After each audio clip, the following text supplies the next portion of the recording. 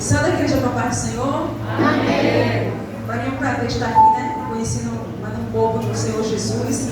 Mas eu quero convidar meu esposo, com a permissão do... Porque nós trabalhamos juntos. Eu gosto de convidar meu esposo, Jaziel Cajado. Isaac Cajado, meu filho. Chega mais para perto, Isaac. E nós congregamos ali na sede do reitor Lucena, meu pastor Edmilson Paixão. Estamos aqui com a bênção e a autorização dele, né? Para fazer a obra do Senhor Jesus. Amém? Os meninos que cantam, conhecem aquele louvor? Eu e minha casa serviremos a Deus. Conhece? Pode me apoiar? Temos os levitas na casa, usar os levitas, né? Peraí, gente.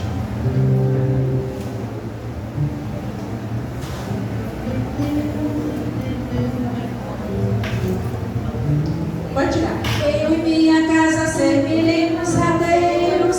Eu e minha casa serviremos a Deus.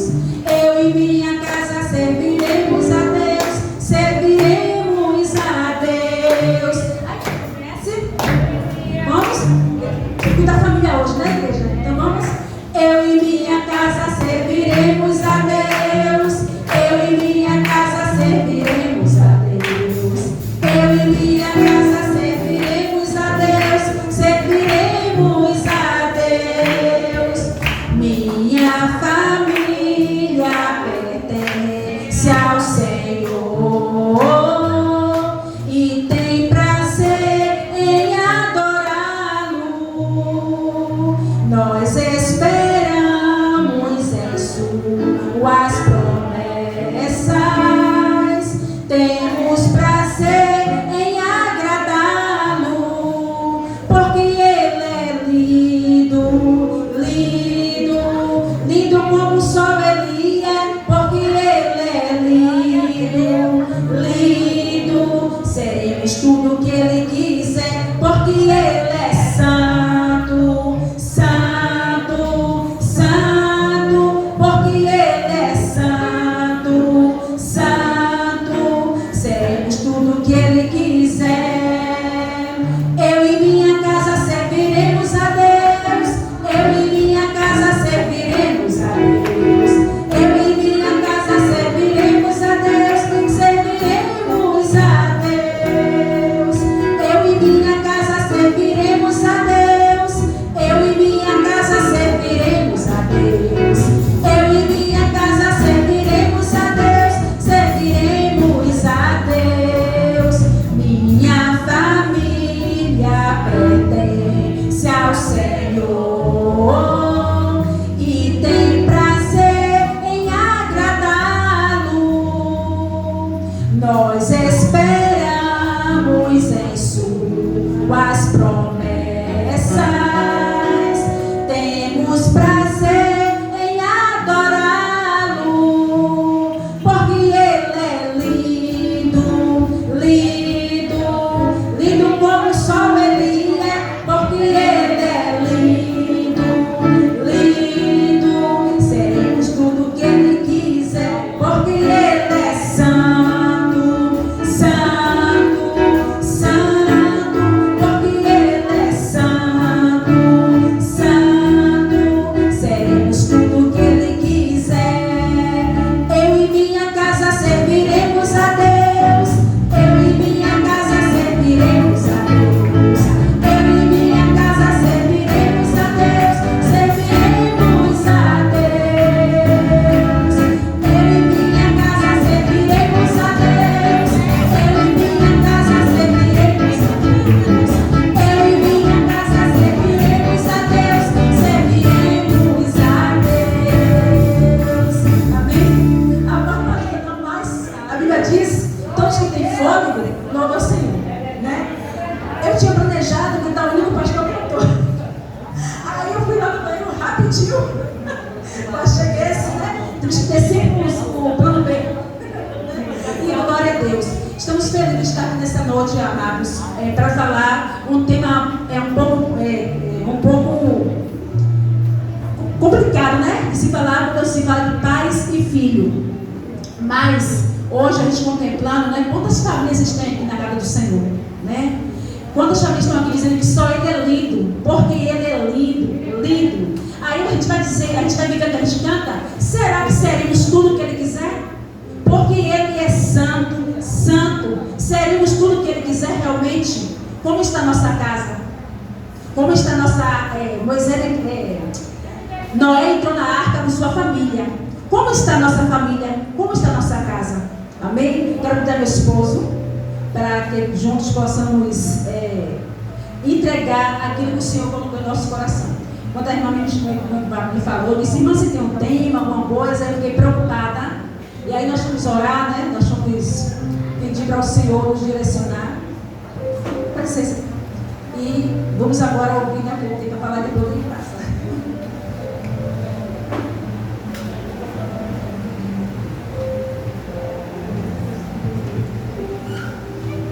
Saúde, meus amados irmãos, com a paz do Senhor Jesus.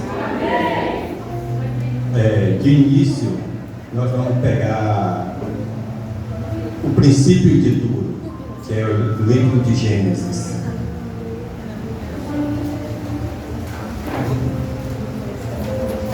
A gente vai pegar do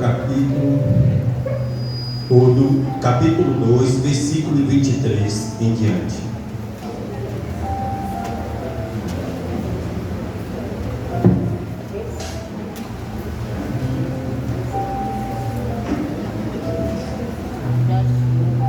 Amém?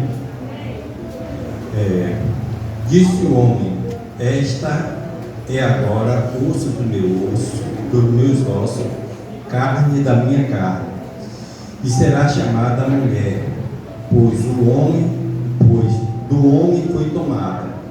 Portanto, deixará o homem seu pai e sua mãe, e se unirá à sua mulher, e serão dois uma só carne. Amém? Primeiro, que nós aprendemos aqui nesse versículo: Deus, depois que cria todas as coisas, cria o homem. Quando Ele cria tudo, Ele viu que era bom, que era muito bom. Mas quando Ele faz o homem, a gente entende aqui que foi com um propósito. Primeiro, que nós somos a coroa, a glória de Deus, que nós somos a imagem e semelhança dele. Segundo, Ele faz com um propósito, o homem só, os animais, tudo Ele cria o casal, mas o homem Ele cria sozinho. Para entender, e nós viemos entender, que o homem, tanto o homem como a mulher, ele não consegue viver sozinho. Ele precisa viver em sociedade. Aí ele faz a única coisa aqui, depois que ele cria tudo, que ele diz que não era bom que o homem vivesse só. Ele cria da costela do homem a mulher. E ali ele faz um modelo a qual o mundo deveria seguir: macho e fêmea. O que passar disso é procedência maligna. Sei que nos dias atuais é difícil a gente falar isso. Se nós tocarmos nesse assunto, nós podemos até receber um processo. Mas aquilo que Deus deixou como modelo para o mundo, nós não devemos abrir mão. Então Ele cria o primeiro casal, mas desse primeiro casal, para se tornar uma família, tinha que nascer filho, tem que ter os filhos. Aí se é constituída uma família. Aí é uma família completa, quando Ele cria os filhos.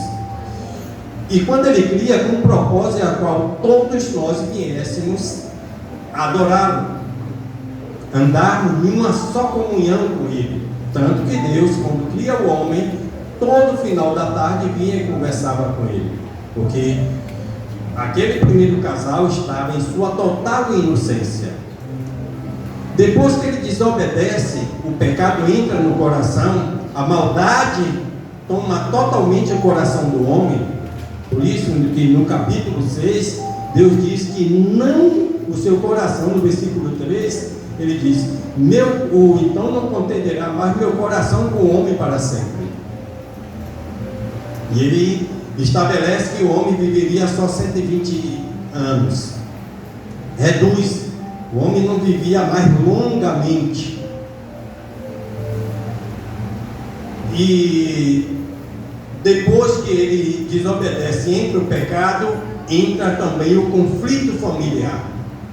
É o que nós temos que ter cuidado para que o que eu fiz de errado não transmitir para o meu cônjuge, a minha esposa, que você faz de errado, ela não é culpada.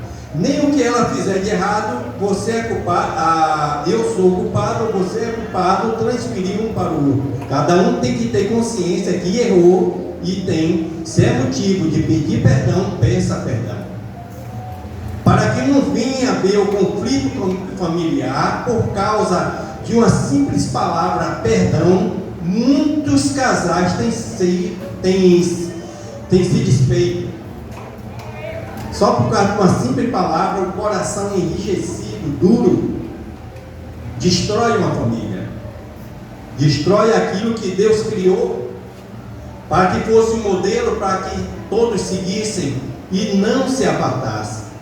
É o que nós vemos hoje em dia, que está havendo muito divórcio. Será que Deus se agrada quando dois casais, um casal, perante a igreja e perante o Senhor, jura fidelidade eternamente?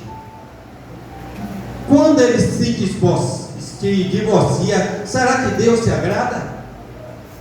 Mas a Bíblia responde. Vamos para o livro de Malaquias, capítulo 2.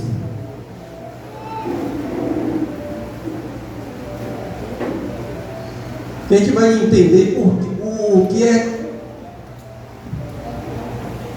o que Deus sente quando há um conflito familiar, qual chega ao fim daquele relacionamento. Capítulo 2, versículo 16, que diz assim: eu detesto o divórcio. A gente poderia ficar só com essa primeira palavra.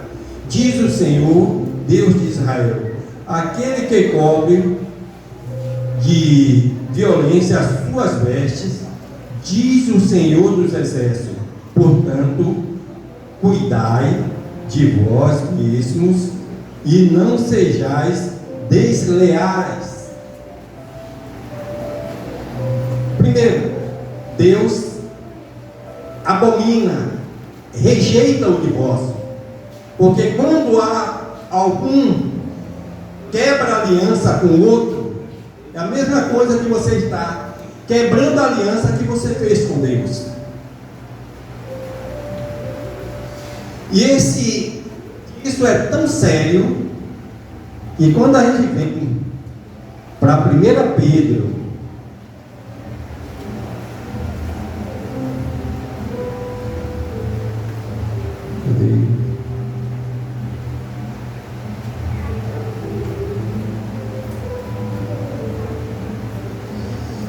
eu esqueci de marcar aqui.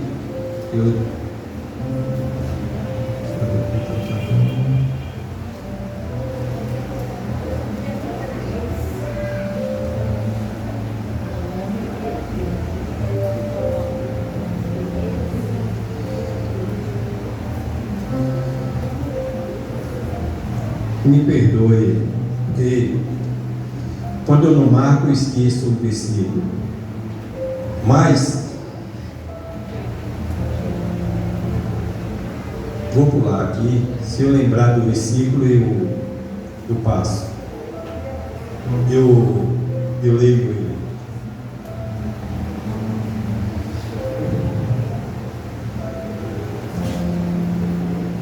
Aí em Lucas capítulo 16, versículo 18, a qual o Senhor Jesus é questionado acerca do divórcio. Então ele dá a resposta no capítulo 16, versículo 17 e 18. Eu vou ler o 18 primeiro, depois eu leio o 17, porque completa. E diz: qualquer que deixar sua mulher em casa com outra, adultera, e aquele que casa com a repudiada pelo marido, adultera também. E aí ele pega bem no versículo 17 e diz: é mais fácil passar o céu e a terra do que cair um tio sequer da lei. E quando a passagem em Mateus, eu não lembro bem o versículo a qual o Senhor Jesus dá a resposta aos fariseus daquela época, que ele diz o quê? No princípio não foi assim. Porque ele diz: no princípio não foi assim que Deus fez o homem e uma mulher. O divórcio faz desmoronar totalmente o propósito que Deus fez para aquele casal. Enquanto ele tem que ter cuidado, o casal tem que ter cuidado a qual ele vai fazer a sua escolha, porque ele vai fazer um laço que é para sempre. Não vai ser um momento a qual não gostou de algo que aconteceu, se divorcia e se casa de novo. Isso daí ele está fazendo com que o seu cônjuge venha cometer adultério. E quando comete adultério, aí sim a pessoa que foi ofendida está livre para se casar de novo. A não ser por isso, não tem outro motivo a qual o homem venha se separar de sua esposa.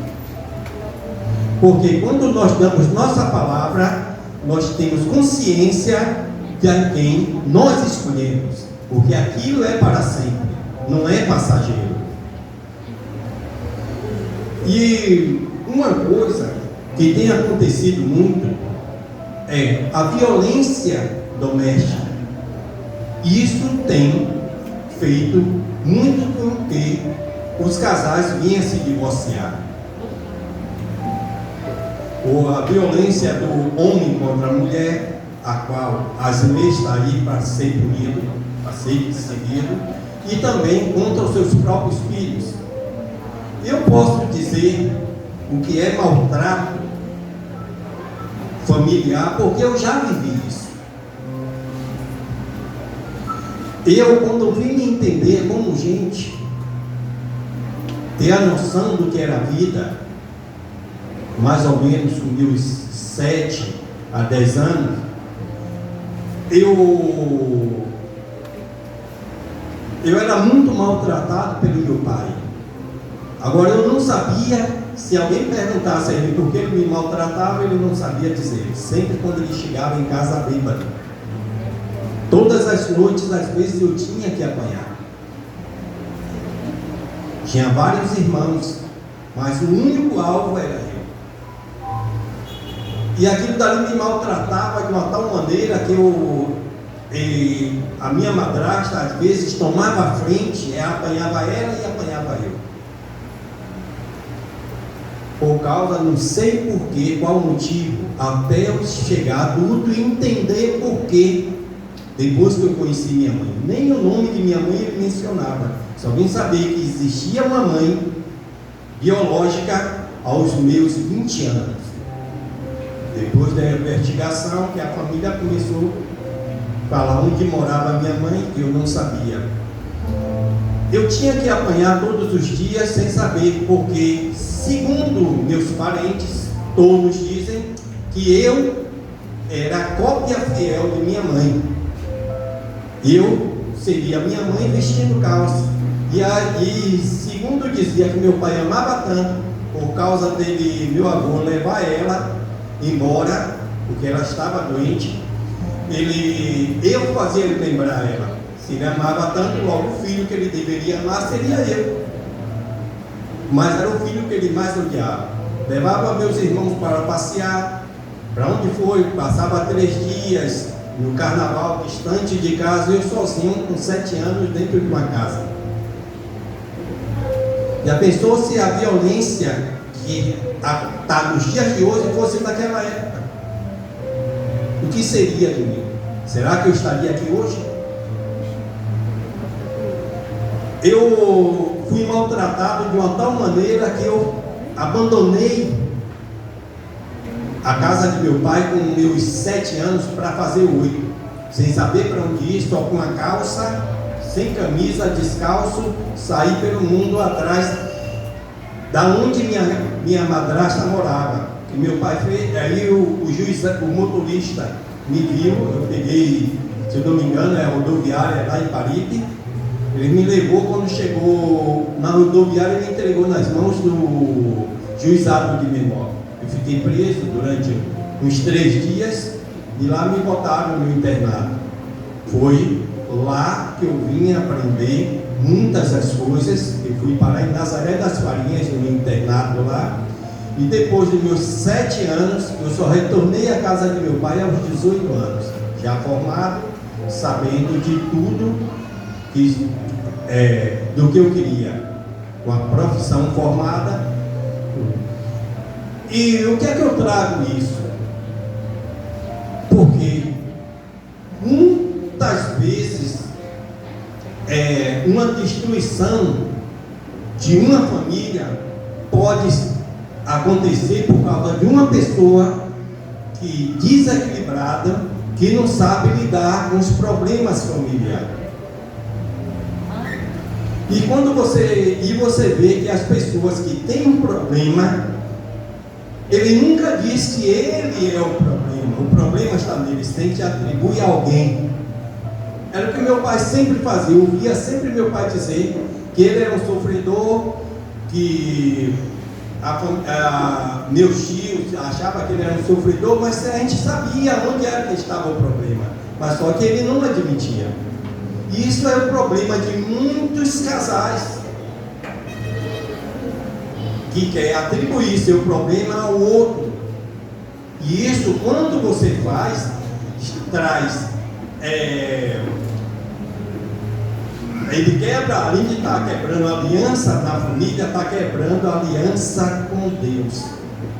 O versículo que eu quero ler, que eu queria aqui, que eu não lembro mais aqui em 1 Pedro, que ele diz: olha, se você desonra a sua mulher com um vaso mais frágil, não adianta você orar. Capítulo 3, versículo 7, né? Pronto. Obrigado. Aqui. 1 Pedro, capítulo 3, versículo 7, o irmão lembrou aqui. Igualmente vós, maridos, vivei com ela com entendimento, dando honra à mulher como vaso mais frágil, e como sendo elas herdeiras convosco da graça da vida, para que não sejais impedidos a vossas orações. Você vê que um problema, a qual a violência às vezes familiar, a pessoa é uma pessoa que não respeita a família, comete violência entre a sua família e depois vai orar. Ele está perdendo tempo. Porque a família para Deus é sagrada, é uma aliança. Por que uma aliança? Nós tomamos por quê? Primeiro, quem nós esperamos vir nos buscar? O Senhor Jesus fez algumas parábolas das virgens, das 5 prudentes, das 5 imprudentes, das 5 loucas. Que a igreja que nós esperamos, o Senhor como noivo, ele espera a igreja como uma noiva. Então, isso nós temos que ser fiéis em tudo. Se nós somos infiéis perante a nossa família, nós estamos sendo infiéis com Deus. E Deus não aceita infidelidade. É por isso que Pedro vai escrever dizendo: coabitai com sua mulher com entendimento. Tem determinada situação na família, se uma parte diz que não, nós temos que respeitar. E às vezes abrir mão de coisas a qual a gente sabe que está certo, para não que venha haver conflito. E depois que passa aquela zangaria, a gente senta, conversa e mostra o problema e acalma. Mas se a gente vai em frente, porque eu não abro mão daquilo que eu acho que está certo naquela época, naquele momento, vai ter um conflito. Então temos que ter sabedoria para lidar com o problema, que às vezes quando a gente vai ver que está crescendo o problema, a gente acalma e depois acerta o ponto do i. Porque vai terminar eu falando demais, eu fico até aqui. Vou deixar minha esposa falar um pouco. Sim, eu agradeço a oportunidade.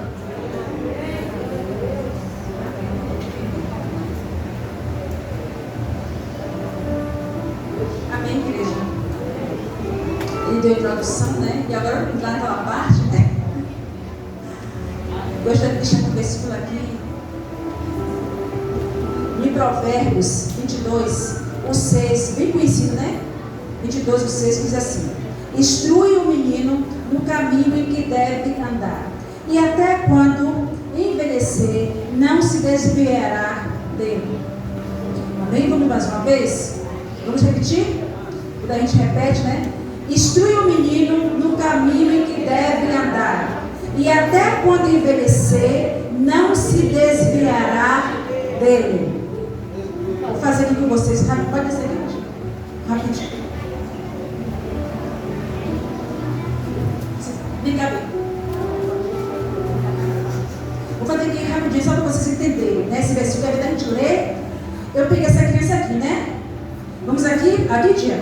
Aqui pelo caminho, né? Aqui eu estou levando ela onde? Estou conduzindo ela onde? Pelo caminho. Eu estou levando ela ao caminho, né?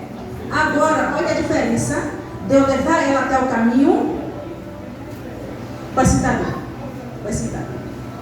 E se eu disser a ela, qual é o nome dela? Safira, vai até ali. Vai até ali, Safira, até aquela. Ali tem. Aquela chave, vai até ali.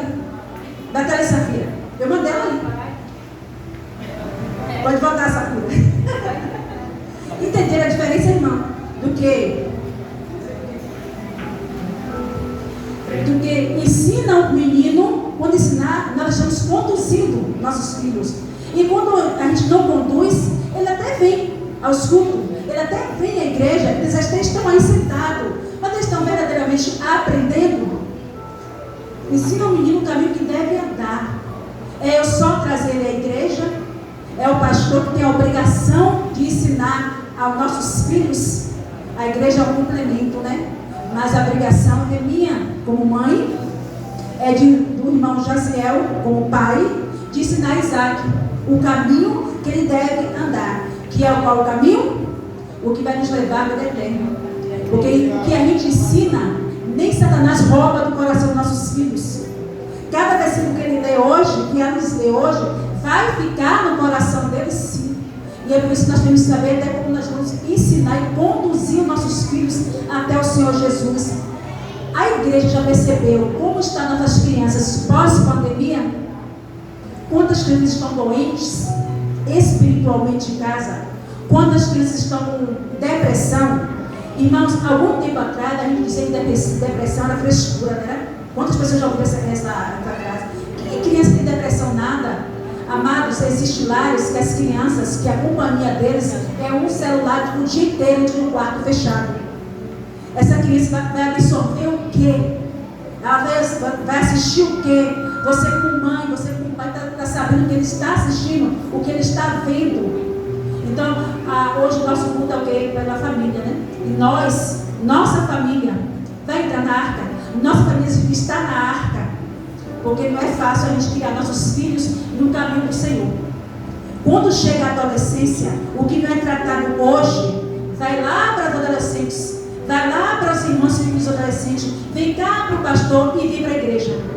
E aí a gente diz assim, poxa, esse adolescente é rebelde, mas vamos ver lá a infância dessa criança como foi. Muitas das vezes crianças sem limites. Muitas das vezes crianças que a gente não pode dizer assim, sente aqui, que a mãe vem, nos olha lá embaixo. Né? Então são crianças que nós precisamos pedir ao Senhor, Senhor, dá-me sabedoria para criar meu filho no teu caminho, porque não é fácil. Nós sabemos que nessa geração atual, as programações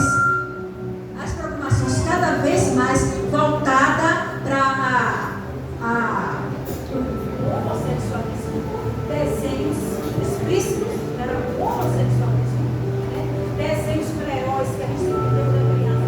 E hoje em dia, nossos filhos não podem nem assistir mais, que já estão lançando aí, né? O super-herói dele. Ele significa assim, é a geração perversa, é bíblico. Aí a gente se espanta, mas se a gente for olhar, é bíblico. Geração perversa. Essa geração jamais foi a minha geração. A geração do meu esposo, que foi tão sofrida a infância, jamais é a de hoje. A de hoje, acho que o filho mataria o pai se passasse pelo que ele passou. É o que a gente vê. Então é a Bíblia, geração perversa. Então nós temos o quê? A responsabilidade.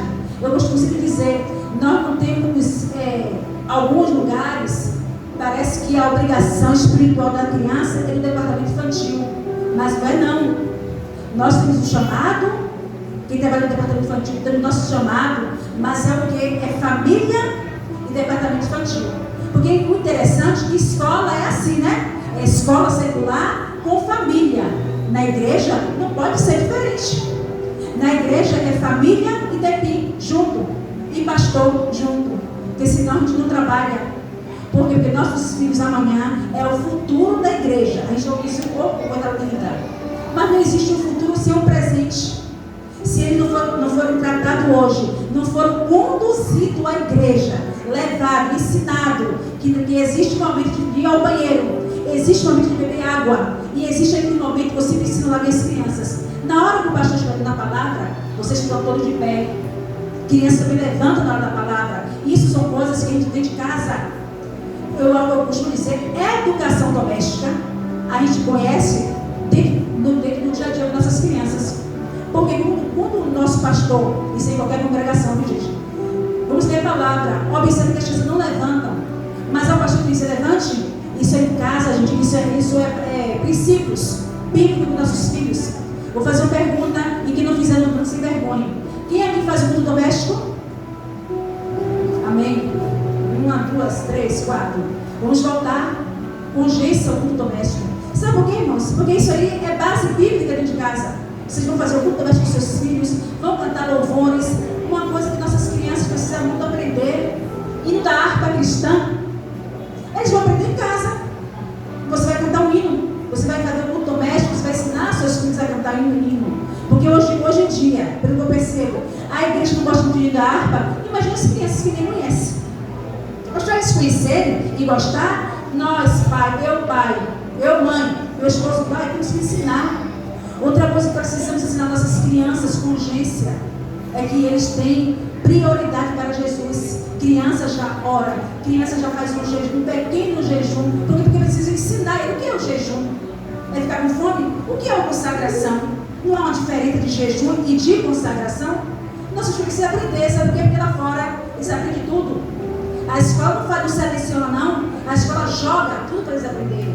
Mas a casa do Senhor, precisamos de selecionar. Crianças evangeliza, pais. Mas não jogue só na igreja, não. Saia do seu filho para evangelizar. Saia do seu Deus domingo para falar de Jesus para outro. Seu filho tem que ver você florescer. Você não pode cobrar do seu filho uma santidade que eu não tenho. Eu não posso dizer que vai orar, mas vai nunca me ver orando. Isso daqui é um versículo. mas isso aqui nunca me vê um versículo, porque eu estou sempre preocupada. Não, eu sou exemplo. O melhor exemplo é dentro da nossa casa. Sabe por quê? Porque quando ele tem exemplo, a igreja vai florescer. E não vai dar trabalho nem aqui, e nem nos adolescentes, e nem futuramente. Porque pode observar, todo adolescente problemático veio daqui. Não foi corrigido. Achou que era o príncipezinho ou a princesinha. Precisamos corrigir nossos filhos. Não vamos maltratar.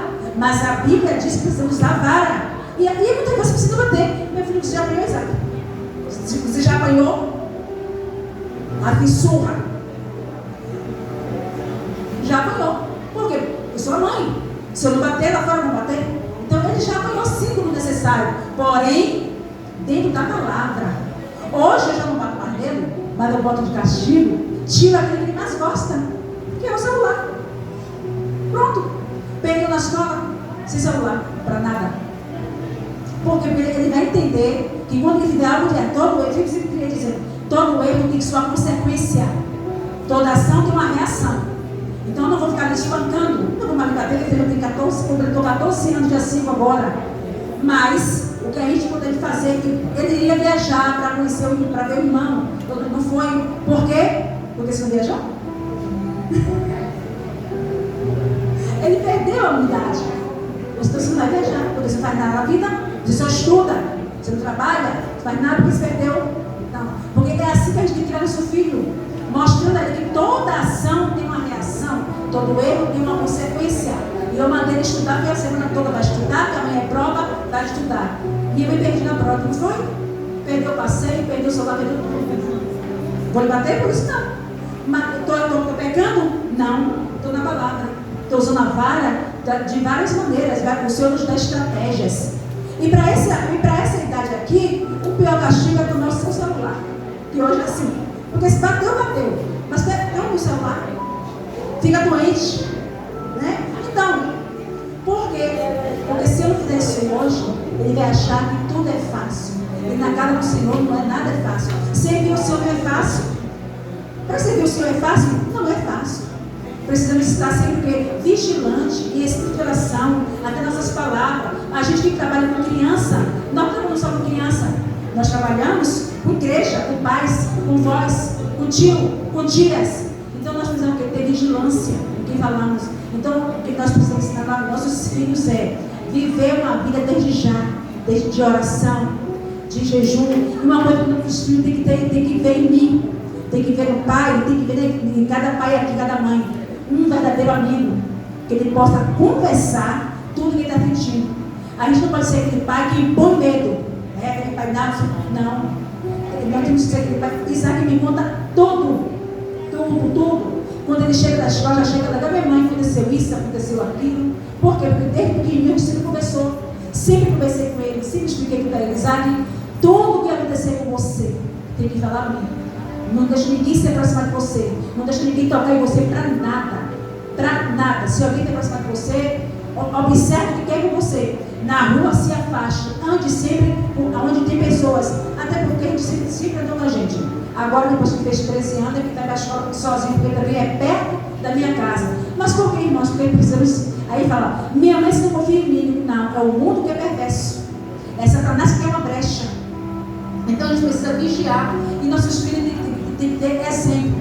Eu vou contar uma pequena experiência para estar no horário. O pastor pode puxar minha água. Sexta-feira ele ia fazer teste. Ele fez teste. E quando acabou, a professora colocou no grupo dos pais: mães, todos os alunos já foram liberados. Quando eu olhei o relógio, era 10 horas. Isaac não chegava. Aí eu liguei para minha outra, a irmã da igreja, que era a filha da mesma escola. Aí eu disse, né, a Karine chegou em casa, a vez Rosa e Karine está lá no campo, tirando fotos, vou mandar para ir embora agora. E eu estava preocupação, meu Deus, cadê Isaac? E aí, quando eu disse, né, a Karine chegou, a vez Rosa acabou de chegar e disse que Isaac ficou na igreja. E eu comecei a glorificar o Senhor. Ele veio para a igreja, ele sabe que eu vou toda sexta-feira lá no Rio Santo, temos de oração. E eu vou. Só que eu não pude ir nessa festa. Mas ele foi porque sabia que eu estava lá. E é 5 de oração. Então, amadas, são as mínimas coisas que nossos filhos seguem nossos passos. Né? Eu fiquei alegre naquele momento. Porque todos os colegas dele foi para para o campo, o lugar perigoso hoje em dia lá. E toda hora é troca de tiro. E eu fiquei preocupada por isso. Né? Dali ele vai ao outro campo. Mas ele foi para a igreja. Ele não me viu lá, mas continuou lá na exploração. Então, amadas, são coisas que a gente tem que conversar com nossos filhos. Nós somos os melhores amigos de nossos filhos, somos nós. E eles têm que entender isso. Adolescente não gosta de conversar com o pai, né? Depende. Porque como você criou seu filho pequenininho, ele vai ter em você um amigo. Adolescente é uma época que você tem que ser amiga deles. E não aquela mãe que tudo reclama, que tudo briga, e que vai atrás, e que vergonha, não. Porque ele vai ser seu amigo. Em vez de ele contar as coisas ao amigo, ele vai contar a você. Por quê? Ah, adolescente, não. Você tem que saber o que você criou. Porque daí, ó, ele vai ser o quê? Ele vai te copiar. Pode saber. Assim como criança copia nós no departamento infantil. Uma vez eu fui para o casamento, fiz a unha. Aí a moça colocou um esmalte. Ela disse que ia ficar rosinha, ficou vermelho. Só que não deu tempo de eu tirar aquele esmalte. Né? Até porque vermelho daqui tem que tirar, não deu tempo. Aí eu fui e esqueci na igreja. Quando eu cheguei na igreja, a minha desse tamanho, maior que ela. Não, você não pode usar isso. Eu acho tão bonito assim que você não usa nada. E aquilo caiu assim dentro de mim. Olha, nós somos exemplos. Ela veio até a mim e disse, não. Assim que cheguei em casa, eu tirei os esmalte. Então, porque assim que você é exemplo para uma criança, você não é para o seu filho. Amados, quando nós nos casamos, logo que a gente se casou, eu engravidei. Porque quando eu fiz os exames, os médicos disseram que eu não engravidava. E aí, não me cuidei, já que eu não engravidava. Quando eu fiz 5 meses, um mês de casada, um mês de grávida. E aí, eu falava, né? Um mês de casada, um mês de grávida. E aí, mas a gente nem ligou. Deixou lá. Cada um tem, né? Dada conta a Deus. E aí, levei a gravidez até os 5 meses. Quando eu fiz 5 meses, perdemos a criança. Né? Eu tive a criança, nasceu 8 da noite, 11 horas, partiu. E aí, foram vários abortos depois daí. Vários abortos. E aí eu pensei, né, porque é frustrante um aborto, não tem coisa pior do que um aborto. E aí a gente começou a orar. Nós oramos 6 anos para que o Senhor nos desse o filho da promessa, que é Isaac. Então, são bênçãos que a gente tem em nossas vidas que a gente nem imagina, né? Bênçãos incontáveis. Nós oramos 6 anos pedindo ao Senhor que nos desse um filho. E eu lembro que antes de eu casar, em uma oração que eu fui, o Senhor usou um vaso e disse que eu iria casar e que o Senhor me daria um filho. Mas eu não esqueci dessa promessa. O Senhor me daria um filho. Deixa bem, um filho. E eu tentei vários e esqueci que era só um. Porque às vezes a gente não ouve o que Deus fala, a gente até guarda, mas a gente não presta atenção. A gente não vive aquilo que o Senhor fala. Então depois que de várias tentativas, depois que Isaac nasceu, eu engravidei 2 vezes. Não vingou. A última vez eu fui para a UTI. Quando eu fui para a UTI, eu fui quase morta para a UTI. E eu lembro que durante todo o processo, que foi coletagem, que já estava por 3 meses, e eu perdi de um susto que eu tomei. Estava com 3 meses. E aí, eu fui para o médico, eu fui fazer uma ultrassom. Aliás, eu fui fazer uma ultrassom. Estava marcada a ultrassom, fui fazer a ultrassom. Quando eu cheguei lá com a ultrassom, a médica, seu filho está morto. E você assim. Aí eu comecei a chorar, eu estava sozinha, me desesperei. Eu disse, não, ela está. Ela disse, alguma coisa aconteceu e o coração dele parou. Vou te levar para fazer boletagem. Bem assim, com todo o amor do mundo. E aí eu fiquei uma tarde nessa espera. E aí, ali sim começou o sangramento. E ali foi uma sessão de tortura, porque a coletagem é muito pior até do que ter uma criança. E aí eu fiquei uma tarde esperando, quando eu fui transferida, isso tudo eu não sabia de nada. E eu implorando para alguém ligar para ele, porque eu já tinha tomado tudo meu, já tinha me trocado, já estava sozinha esperando. E para fazer a coletagem, o útero não abria, e foi aquela luta. Nisso tudo, quando o médico resolveu me atender, já era de madrugada, aí foi que eu parei a respiração. Mas era como se eu tivesse ouvido tudo. Né? E aí eu lembro que nesse momento, quando começou, não sei, eu vi assim um lugar muito branco, algo assim, e eu via anjos naquele lugar, anjos, homens assim, anjos. E ali eu não sei entender o que era aquilo, né? Eu só sei que eu dizia assim: Senhor, eu não quero ir agora, eu quero cuidar de meu filho. Quando eu dizia assim, eu via meu filho, eu via meu esposo, eu via minha mãe.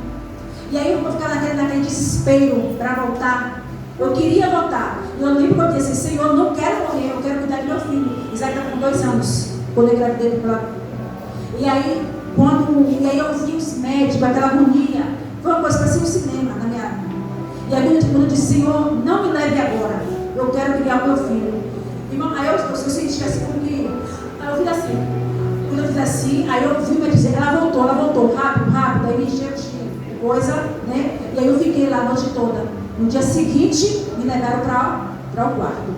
Mas tudo isso é Deus provando que Ele é Deus em nossas vidas. Que mais uma vez Ele é conosco. Então, quando Deus nos dá algo para cuidar, que é nossos filhos, e quando nós temos promessa de Deus, nós vamos passar por muita dificuldade, vamos passar por muitas lutas, mas nós vamos estar firmes nas promessas do Senhor, que é o que? Guardar a nossa família, né? Que é o que? Também que é 5 às 9. Então nós temos o que? Que guardar a nossa família. Os irmãos entenderam, irmão, até aqui, o que a gente está querendo falar, né? Resumindo, nossa família é emprestada de Deus. O meu filho é emprestado. E aí eu ainda tenho uma maior responsabilidade, porque eu pedi. Eu ainda tenho uma responsabilidade maior, porque eu pedi. Então, se eu pedir, eu preciso cuidar para entregar nas mãos do Senhor naquele grande dia. Porque há um tempo, né, que ele vai crescer e aí já é com ele Deus. Mas até esse tempo não chegar, é conosco, com eu e meu esposo, de cuidar. Então, meus amados, que nessa noite, cada um reflita, né, no que é criar um filho, nos caminhos do Senhor e no que é mandar só para a igreja. Vamos para a igreja. Pode ficar em casa, bora, para a igreja. Não. Ele tem que saber que ele está vindo adorar ao Papai do céu. Ele tem que saber que aqui é casa do Senhor, que aqui não se corre, que aqui não se come, que aqui não fica conversando durante o culto, porque há um tempo para todas as coisas. Então, mas quem tem que estar isso sou eu, pai e mãe. Mas quando chegar na igreja, ele só aprender do que o pastor vai ensinar. Precisamos de uma coisa fundamental: ensinar nossos filhos a respeitar isso aqui, ó, púlpito. Púlpito não é lugar de criança que está se conhecendo, não, gente. Por mais que seja, ele está pequenininho, ele vai crescer. Eu me criei no Evangelho. E eu me lembro que naquela época a gente não gostava nem aqui. Aonde eu ia estar hoje? No Instituto Púlpito. Muita coisa mudou, mas o respeito e o temor não muda nunca. Por que quem tem que respeitar aqui? Porque aqui tem homens de Deus. Uma coisa que tem que respeitar, que você, mãe, vai ensinar em casa, a respeitar o seu pastor. A gente não comenta nada da igreja perto dos nossos filhos. Nossas queixas, conversamos no nosso quarto. O que nós temos que falar no nosso quarto. Na frente dos nossos filhos, não. Porque ele tem que crescer honrando o pastor dele. Uma criança não pode nunca dizer que o pastor, por quê? Não. Temos que ensinar nossos filhos a honrar nossos pastores, os professores de EBD, as regentes. Eles têm que respeitar a igreja. Aliás, nossos filhos têm que respeitar os mais velhos, não é isso? Imagine a pessoa maior da igreja, que é quem? Nosso pai, pastor. Eu digo isso a vocês porque e quando a gente trabalha, a gente tem experiência, a gente não cita, mas a gente tem experiência. Por isso eu estou falando a vocês. O que vocês sentirem, conversem no seu quarto. Seu filho tem que saber que a igreja é a casa do Senhor. E que aqui é lugar de bênção. Aqui é lugar de alegria. Aqui é onde ele vem buscar aquilo que ele está precisando. Precisamos ensinar o nosso filho a orar porque ele precisa. Minha mãe precisa de um sapato. Vamos pedir ao Papai do céu que abrir as portas para o papai comprar, para ele não achar que tudo é fácil. Porque a gente chega um tempo que o papai está desempregado, o jeito que está aí fora, tudo, uma carestia que só Jesus na causa. Ele tem que saber que se ele não teve um sapato novo hoje, que o papai não pode comprar. Mas se ele orar, vamos usar a fé dele. Foi assim que foi criado. Quando ele bora pedir ao Senhor Jesus para abrir as portas do seu pai e comprar. Isso é você gerar fé no seu filho. Seu filho amanhã vai ser uma criança de fé, um jovem, um adolescente, um homem de Deus de fé. Porque ele aprendeu com a mãe, aprendeu com o pai, aprendeu com o seu pastor, que nós só temos as coisas quando Ele pode nos dar, que é o Todo-Poderoso. E outra coisa que você tem que ensinar seu filho. Nem sempre a oração dele vai ser respondida na hora. A oração tem tempo. A oração é marcada com o relógio de Deus. O relógio de Deus é o nosso tempo. Nesse, porque criança não entende. Ele orou, ele já quer. Nós temos que ensinar ele a orar e a esperar. Por quê? Porque criança é a base da igreja.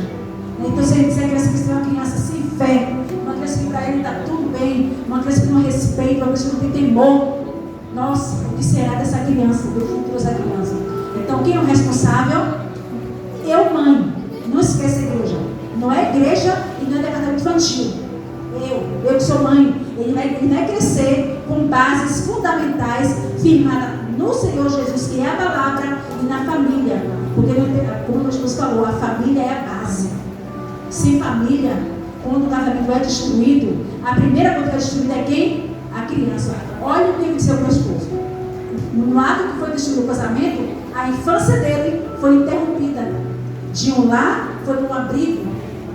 Mas o Senhor foi misericordioso, que ele saiu de lá um homem de caráter, saiu de lá formado e conheceu o Senhor Jesus.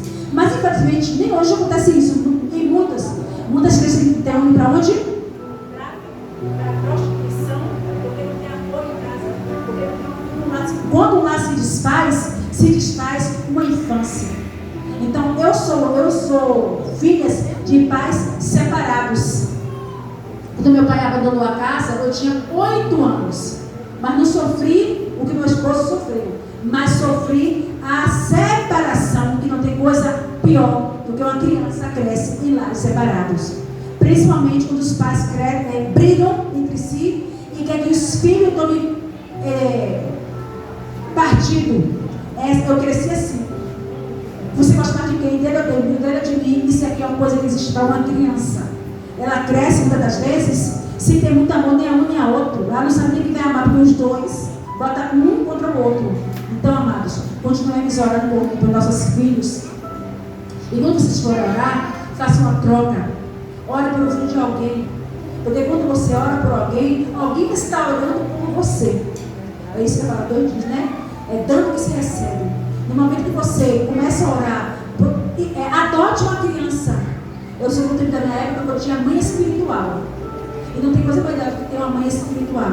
Eu lembro quando eu era criança, quando eu congreguei muitos anos ali no Piripiri, vocês não conhecem o bairro Piripiri, congreguei muitos anos ali, casei ali, quando nós casamos foi que eu saí de lá.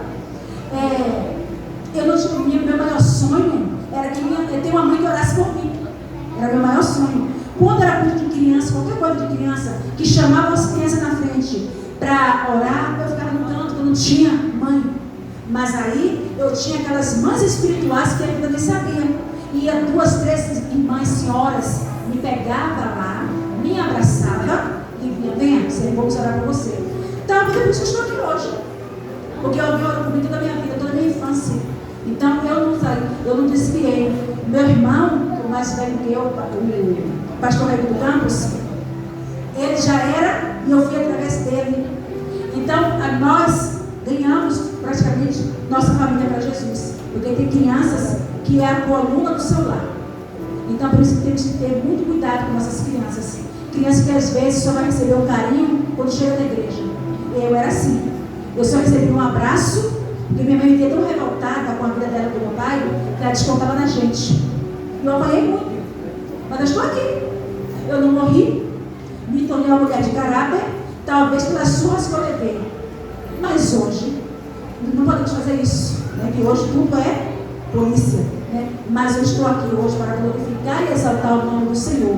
E poder dizer a vocês, cuide dos seus, você que vocês cuidam. É só cuide dos seus filhos de outras crianças. Porque existem crianças que não tem quem ore por elas. Então, adote uma criança. Na sua rua, adote as crianças da sua rua. Na nossa rua sempre tem criança, né?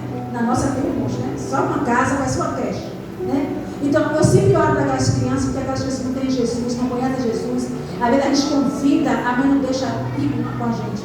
mas fica na rua o dia todo, subindo e descendo. Então essas crianças já estão no meu caderno de oração, porque elas precisam de um dia conhecer Jesus. Amada, eu vou ser mais rápida. Outra coisa muito importante em nossos dias: existe hoje em dia crianças autistas, crianças imperativas, crianças que não veem, que não ouvem, que não falam. E onde estão essas crianças? Estão na igreja? Quem vai buscar essas crianças? Somos nós. Precisamos ser de quatro paredes, sim. E lá fora buscar essas crianças, porque são almas, são vidas que precisam de Jesus. E essas crianças estão no seu próprio cativeiro, no seu lar, porque a sociedade e a igreja não sabem cuidar. Não é nem que não queira, é que não sabe lidar. Nós que trabalhamos no departamento infantil precisamos nos capacitar, tomar curso para ir atrás das crianças autistas, porque elas vão chegar na igreja, não se engane não. Estamos numa geração de crianças autistas. É uma coisa séria. Na minha congregação tem duas. É uma coisa seríssima. E essas mães precisam do seu abraço, não da sua crítica. Porque quando as mães se veem criticadas, elas se trancam no lar delas, se trancam com seus filhos, e a criança fica mais doente ainda. Por quê? Porque na igreja não tem espaço. Na escola, pior ainda, não tem escola. Então, amados, nas suas orações, ore por outras crianças autistas, imperativas, crianças que não veem, que não ouvem, que não falam, mas que são almas que precisam de Jesus. Amém?